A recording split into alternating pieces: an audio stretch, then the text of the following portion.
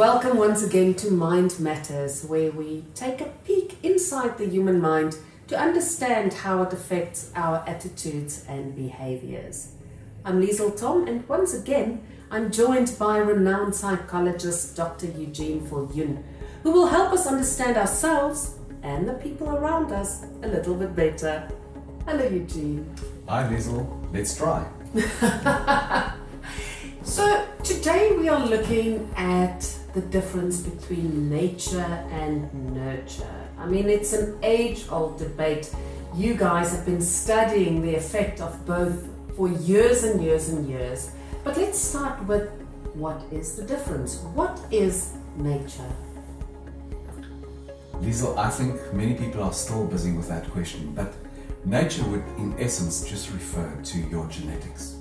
And I think the genetics is much more than maybe just what you've inherited from your mother and your father. It is also what has been running in families for many generations. That would be nature. Would that almost be what some people refer to as your temperament? Yes, I think one can sort of bring that down to what your temperament is, because I think we need to explain what we might be referring to. And that is, temperament in itself is something that you inherit, and something that you've had most probably from the day that you were born, because it is a genetic aspect. And you will have that temperament for the rest of your life. Nothing will change it. It is embedded in your system. So temperament can't be changed. Why then do parents insist on trying to change their child's temperament?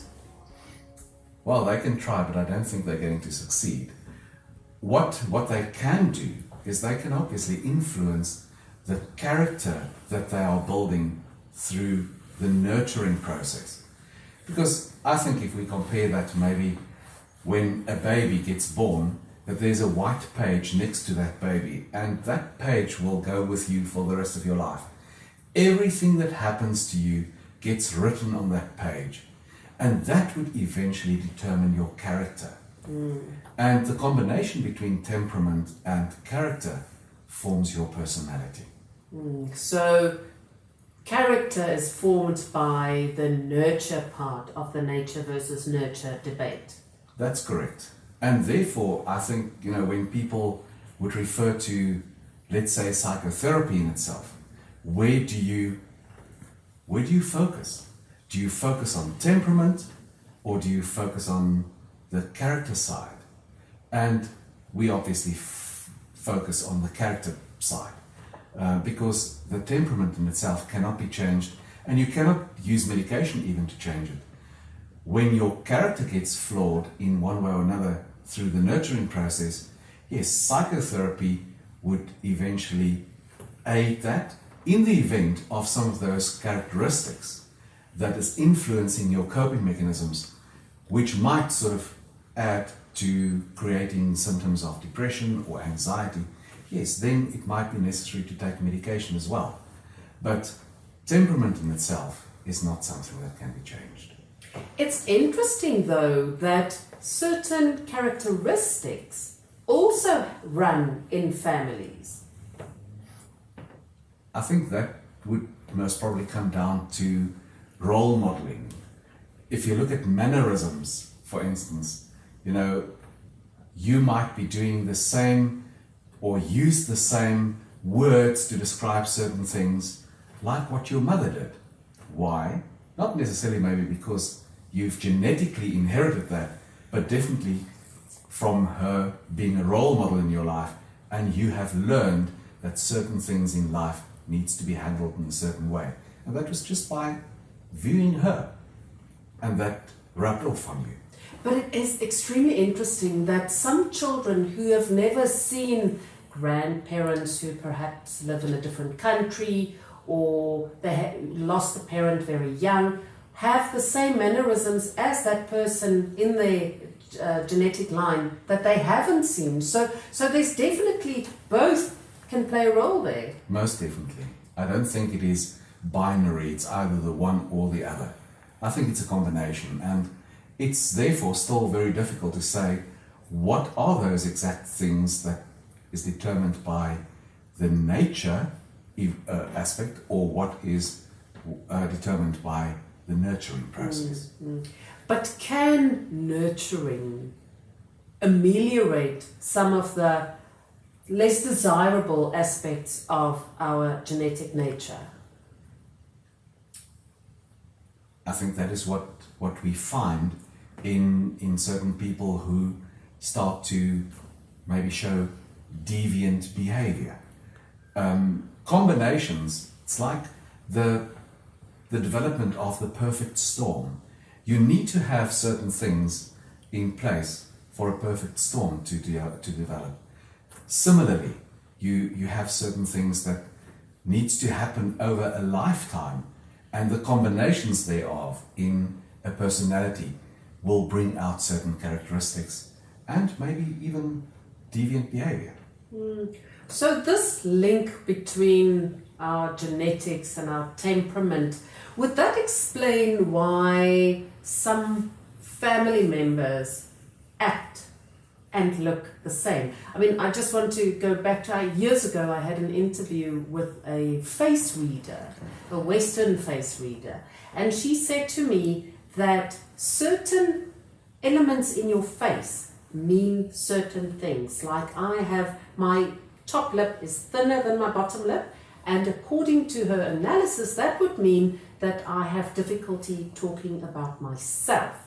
And in our family, that is something that runs through the board. None of my relatives like talking about themselves. We love talking, just not about what goes on in here.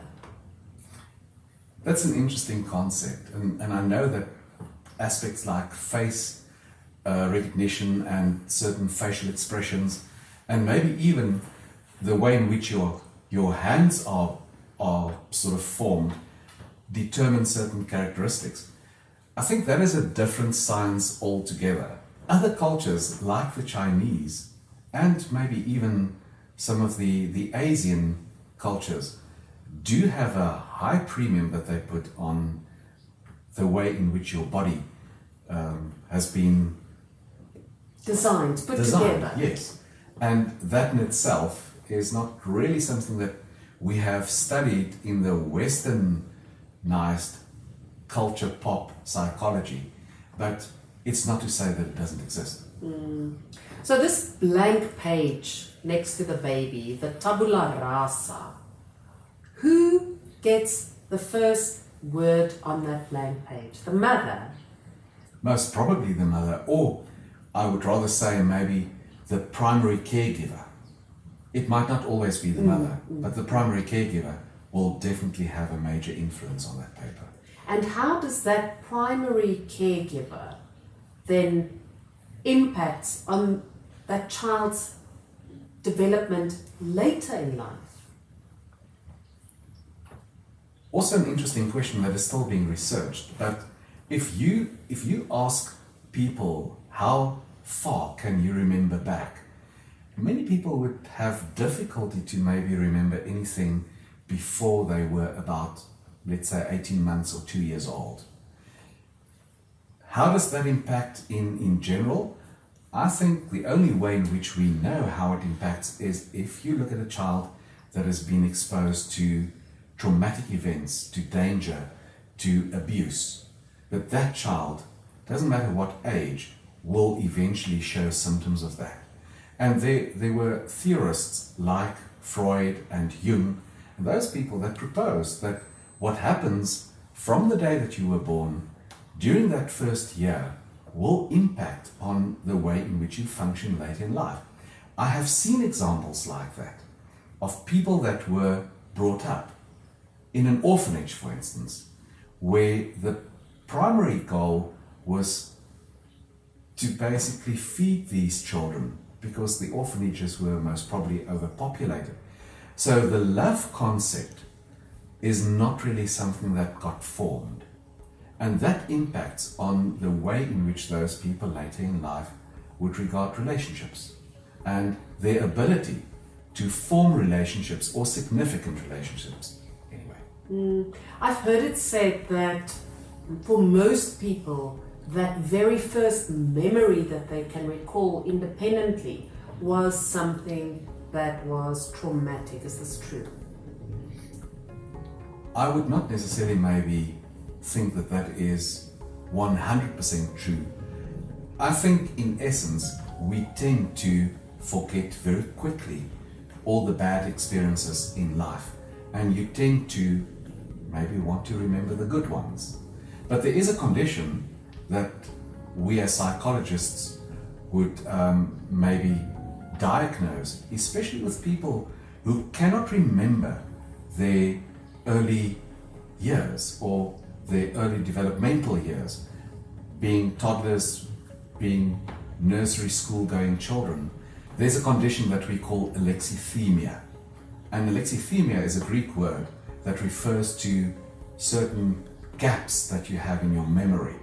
And especially people who had a traumatic childhood cannot always remember that childhood very well.